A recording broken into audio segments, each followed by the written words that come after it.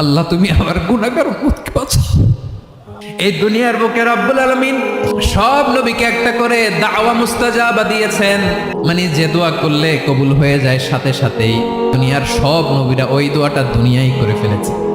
বিশ্বনবী বলবেন, আল্লাহ ওই স্পেশাল দোয়াটা দুনিয়াতে করি নাই, আজকে আমি তোমার দরবারে দাঁড়িয়ে কিয়ামতের দিন ওই দোয়াটা করছি। আল্লাহ আমার যে উম্মতের হৃদয়ে যাররা পরিমাণ ঈমান আছে, আমার একটা উম্মতকেও তুমি জাহান্নামে ঢুকাতে পারবা না।